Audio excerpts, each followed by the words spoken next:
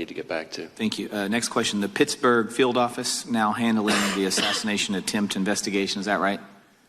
Well, there's several. There at Pittsburgh field office is the lead office. We obviously have lots of, I think it's about half, maybe over half of the FBI's field offices are working on this, including almost every headquarters division.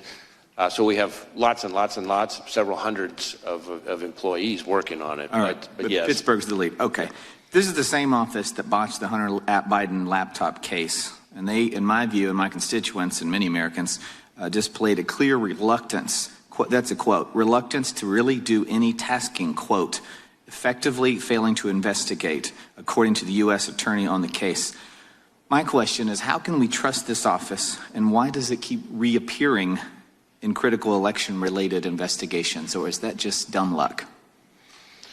So I want to be a little bit careful on what I can say here, because some of what you're talking about relates to an ongoing investigation being led by the special counsel, Mr. Weiss. But what I can tell you is that the Pittsburgh field office's involvement in the matter you're talking about was the choice by the Attorney General Barr to have the U.S. Attorney and the FBI field office in Pittsburgh handle that particular matter. As to your summary or characterization of what U.S. Attorney, now former U.S. Attorney Brady actually said, I'd have to see the whole context. I'm not quite sure that's what he said, but I think as to your overall question about confidence, what I would tell you is we have, that's the point I'm trying to make about the sheer breadth of our investigation. Yes, the Pittsburgh field office is the office on the ground. That's where the attempted assassination happened. But we are using the full might of the FBI, criminal and national security. That's why I'm pointing out that multiple field offices, over half of our field offices, almost every headquarters division, several hundreds of employees. These are people who are working around the clock to deal with this historic attack.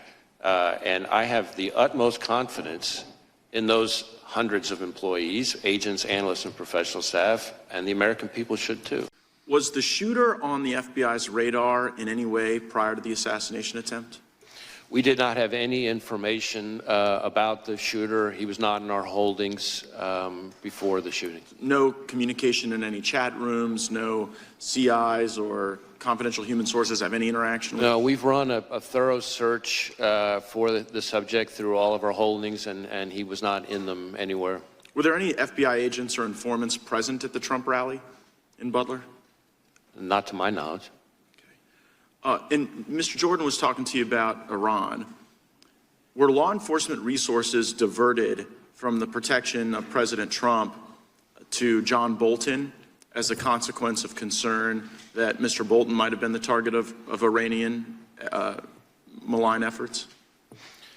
That's really a Secret Service decision. I don't know the answer to that. That's really something they would know better. What I can tell you is that there are a number of individuals. You mentioned one who we've brought a case, a specific criminal case for the Iranians targeting for assassination. But how the are you going to get that answer to us? Whether or not resources were diverted from Trump to Bolton? Is that just going to be part of your review? I think that's going to be part of the reviews by the Inspector General. The Inspector General for DHS, right?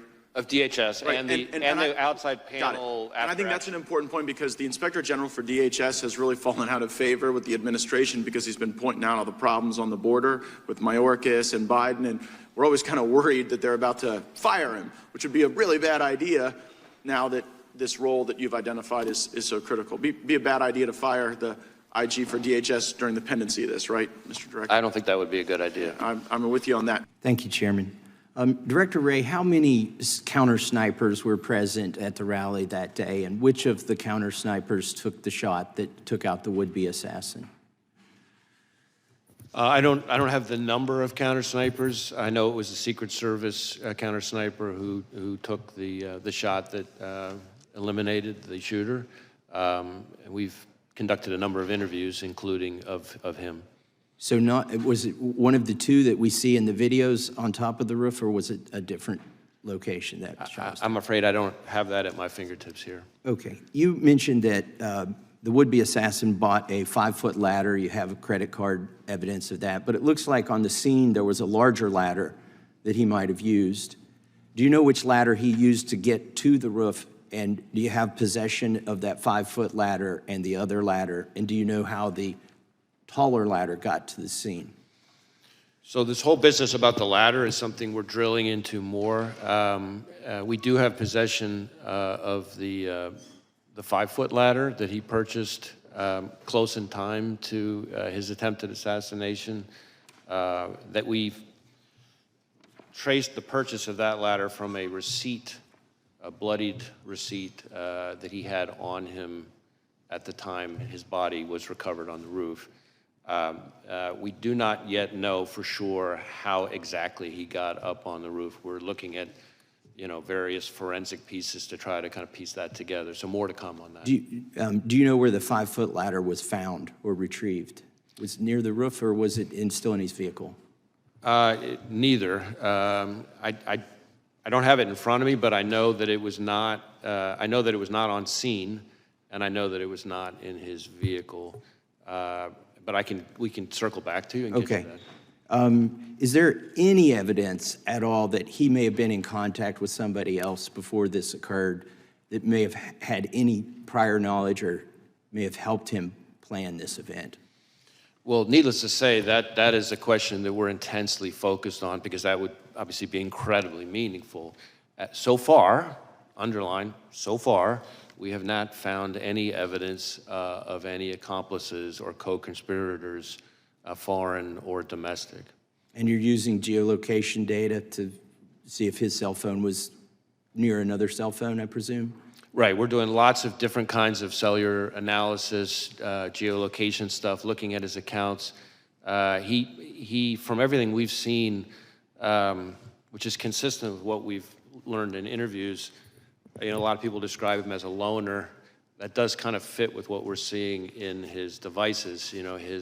His list of contacts, for example, is very short, compared to what you would normally see from most people. So it doesn't appear to be a whole lot of interaction between him, face-to-face or digital with a lot of people. Okay, thank you. That doesn't mean there's not any, and that's why we're drilling into. We're trying to talk to anybody who's had any engagement with him whatsoever, digital, in person, classmates, coworkers, right, et cetera. Appreciate that. So I want to zoom out a little bit. How often do you brief President Biden? You mean on this specific case? No, in your role as FBI director. I mean, I don't know that I could give you a number. Is it like weekly, monthly, daily? It's not at a regular cadence. There have been times when there have been months at a time when I haven't, and then there have been times when several days apart I have. Okay. It's always with other people. The vice president, is she typically there? Often has been. Okay, so when did you notice his decline? In my interactions, in my role, all my interactions with the current president have been completely professional. Right, but I mean the cognitive decline. I'm not saying he treated you unprofessionally, just maybe not picking things up as quickly as he used to. Again, I don't meet with him very often, but what you're describing is not something that I've observed during my interactions with him. I mean, we've had it observed so often that the ranking member and Mr. Schiff on this committee have said that he could no longer continue as a candidate. And so, since you're the FBI director, I was just sort of wondering, who's running the country? If something bad happened, you'd have to go brief President Biden about it right now? God forbid? And on any number of occasions, I have briefed the president, and as I said, those briefings have all been uneventful and unremarkable. Oh, I could imagine them being uneventful. But in the work where the vice president's also present, you say there's more than half the time there's these briefings, she's there too? I don't know if I'd said more than half the time. Certainly, there have been times where she's been present. There have been other times where she hasn't. I take you at your word when you say this is the most complicated threat environment you've ever observed over a long career in law enforcement. And I'm just kind of wondering, with this assassination attempt, with the invasion at our border, with all the Hamas that have been let in that you've talked about and briefed about, is Biden up to it? And if he's not up to it, and you're a guy who's been regularly briefing him, who's been in on this conspiracy to hide the real Joe Biden from all of us for years. It never occurred to you that this guy wasn't up to it in all these briefings you did? As I said, my briefings with the president have all been completely fine. Were they I between briefed, 10 a.m. and he's 4 asked p.m.? questions. There hasn't been anything of note in the area that you're talking about. Yeah, did you ever have to brief him before 10 a.m. or after 4 p.m.? We hear those are as good hours. I've certainly times that I have briefed have included outside those hours. Right. Okay. I just, I think the American people want to know how we got to this point with someone who's so diminished his own party has basically put him out to pasture. And since you had close proximity and the vice president had close proximity, I'm just kind of wondering if you were being straight with all of us about how things were going with him. I guess we'll have to figure that out. You can count on me to be straight with you, sir. We'll see. And now I want to talk about another possible assassination attempt. And I'll start by showing a video of President Biden. And this is from recently. This is in the last month, if we can play that. Gallows erected to hang the Vice President, Mike Pence. I think it's fair to say it's one of the darkest days in the history of America. Okay, and he's referring to January 6th. Were there gallows erected to hang Mike Pence, as the president says here? I'm not aware of any physical gallows. I can't remember whether from a demonstration perspective there may not have been some kind of replica or symbol of something like that. That's my impression. Can we show, can you raise that up so you can see it? It looks like there was some kind of prop that was built. The construction doesn't look like it lends itself to actually hanging somebody. It's more of a prop, I think, as you suggested, that was erected on January 6th. But if the president were correct, that these gallows were erected to hang Mike Pence, that would be a very serious allegation, wouldn't it? I would take it very seriously, yes. Has anybody been arrested, or do you have any leads in conjunction with the erection of this gallows? We had a picture here on the screen, if you can show it again. It was just up there. There's an individual here who's seen near these gallows. Has he been arrested? Have you identified this person?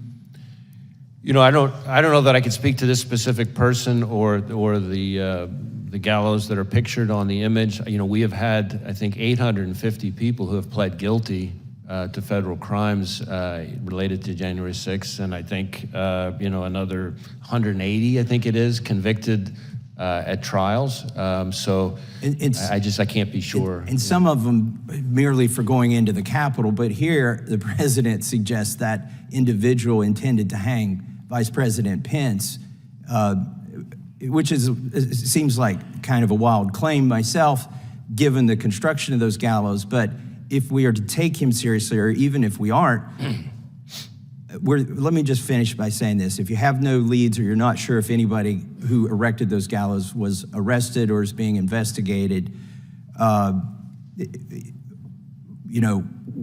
were there any confidential human sources involved from the FBI or any other agency in the erection of that prop, those gallows?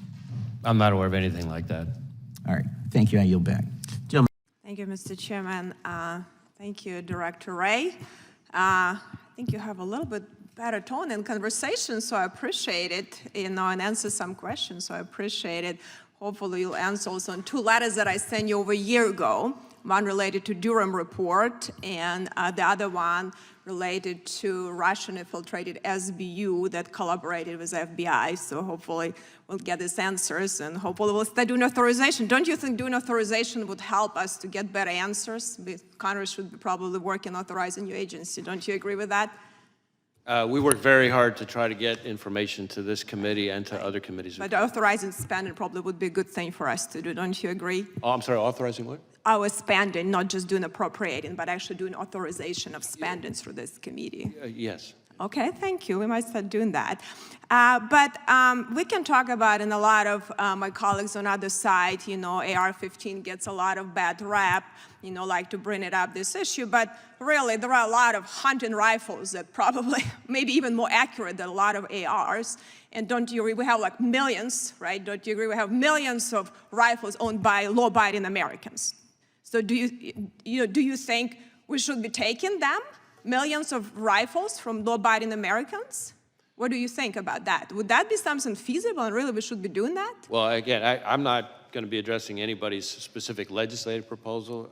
From our perspective, from the FBI's perspective, the concern is any dangerous weapon in the wrong hands. But all weapons in the are hands dangerous. of the wrong person. But all weapons are dangerous, right? I'm sorry? All weapons are dangerous. Knives are dangerous, Sure. explosive are dangerous. There are a lot of weapons are by their very but are we going to be definition confiscating, you know, hunting rifles and rifles for millions of Americans? Do you think it's even feasible to do something like that from law-abiding citizens? It's not something I'm advocating. Okay, well, thank you. I appreciate that. So we have to go back. That was a catastrophic failure of security. That's what's happened, you know, recently with attempted assassination. Don't you agree with that? Well, I think former Director Cheadle has already publicly acknowledged that it was, I think her words were, a significant operational failure. Yeah. Then we had, you know, similar situation, a different, you know, talking about bad optics. So Speaker Pelosi at that time didn't want to have bad optics on January 6th, and we didn't have proper security here on January 6th. That was a catastrophic failure too. Are we looking at that? Any one conclusion was made from that? Have we made any adjustments? Because I know a lot of people, you know, got hurt now just being here. There was a lot of cases bringing up the Department of Justice, and a lot of them were really just law-abiding Americans that really just upset with the government, and they have a reason to do it. So I think we need to think about it before we prosecute, or instead of actually, you know, looking how we can deal with real criminals and how we can have a proper security when we have events with so many people there. So did you have confidential human sources? I think you never answered that question on January 6th in the Capitol. Did you have some? I'm sorry, what's the question? Confidential human sources. Did you have them on January 6th in the Capitol? Well, again, I'm never going to be getting into when and where we Okay, have or have not used confidential human sources. But are you willing to stand the record that you had, you know, you had no confidential human sources that went into Capitol on January 6th?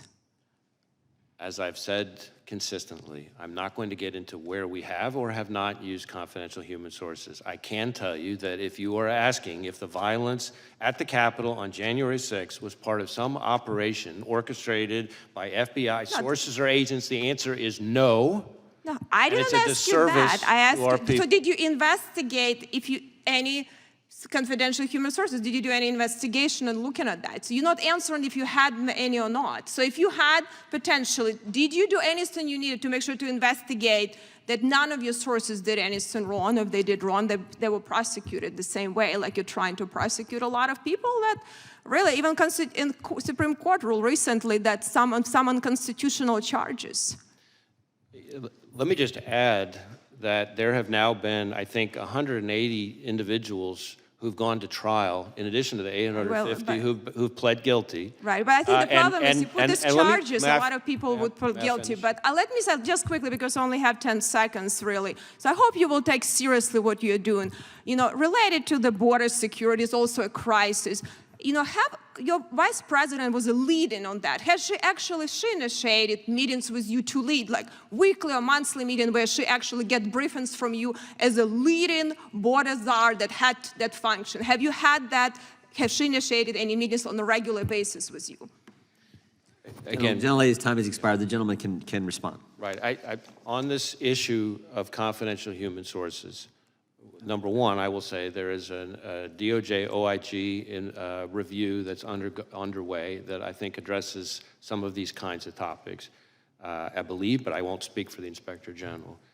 Second, as to this suggestion, which I've heard all too many times, that somehow January 6th was orchestrated by FBI agents or sources, I will note that in addition to my prior comments, that there have now been 850-ish individuals who've pled guilty, another 180 who've gone to trial. They've all had access to defense counsel, discovery, all the things the Constitution and the rules provide them. It's been in front of something like 15 different judges, I think dozens of juries, and not one has given credence to this notion. And in fact, I don't think any of them have even really seriously tried to raise it. So it's not just my word for it. Look what's happening in the cases. Thank you.